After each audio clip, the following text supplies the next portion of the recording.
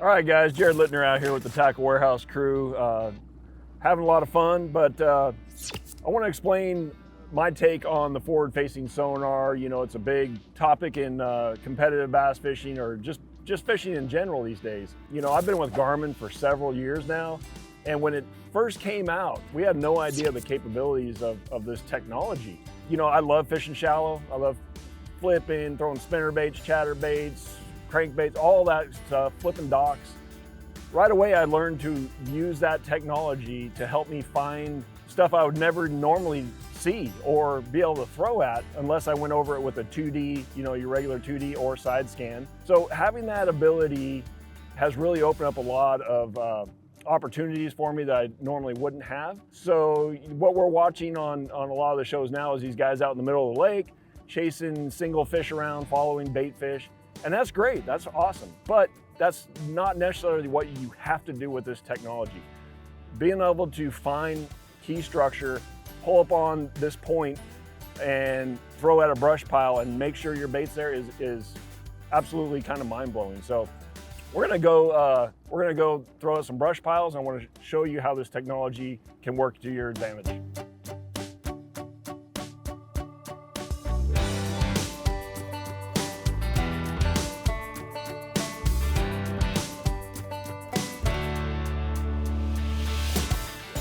All right, so this is a really perfect example of what I was talking about a little bit ago.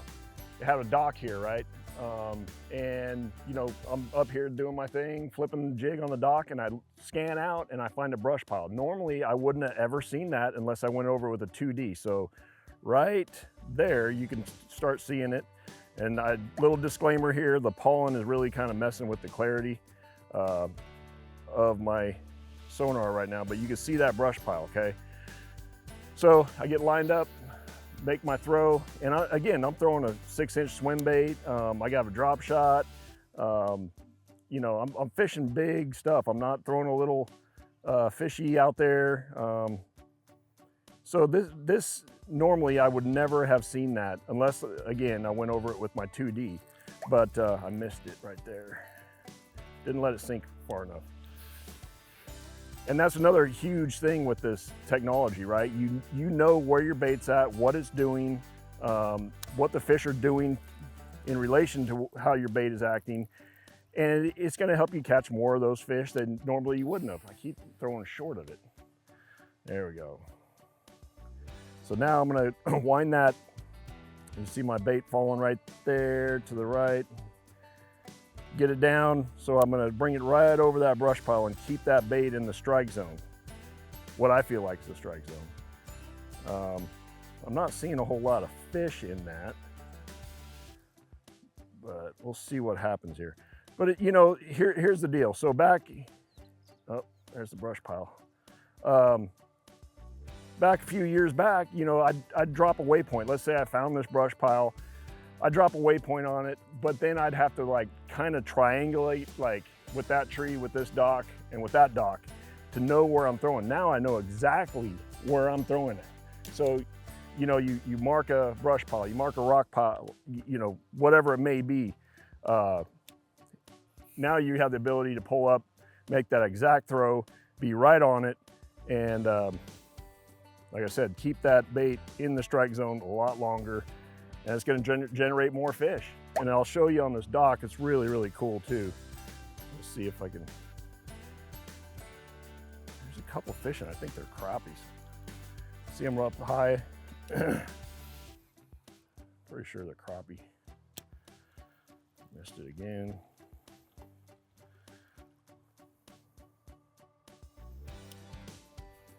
Should be right on it.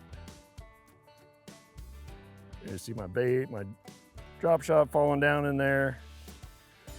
And yeah, and you know, the other thing about it is too, is, right, it helps you determine what baits the fish are keyed in on. So in other words, if I threw that drop shot in there and they didn't even look at it or you didn't react to it at all, hey, you know what? Maybe they're not on the drop shot bite. Maybe I should throw a big jig. Maybe I should throw a swim bait, a crankbait through that brush pile, something like that. So it really helps just not only locate the fish, but figure out how their mood is and how they're reacting to whatever bait you're throwing, and now you can make on the fly decisions. So I want to show you this dock real quick before we leave out of here. Either that or I'm gonna get my crappie rod out and catch some of those. So dock pilings, I'm gonna adjust my thing because we're getting my depth, we're getting in here a little tight now. So I learned about this at Clear Lake a long time ago. You know, there's always a reason why fish live on certain spots, right? And a dock is no different. Whether there may be a hard bottom, or you can see that big one right sitting off right in the middle of the screen is just sitting there. Oops, I hit anchor lock. Anyway, there's some crappie right there. You can see the little wad of them. You can scan around, like this lake in particular, a lot of boat docks, right? Like there's a lot. So rather than having to fish every one of them, you know, throw out every piling, now I can go, okay, they're on these 3 docks in this whole bay. And again, you know, utilizing your time and increasing the chances of you catching fish.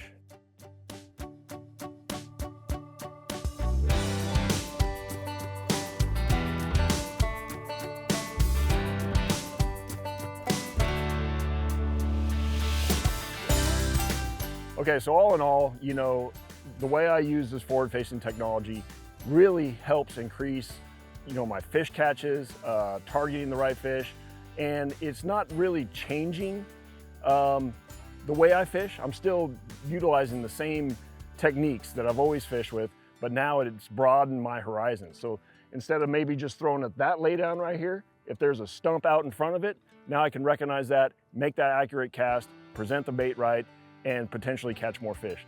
So for further instruction, make sure to check out tacklewarehouse.com.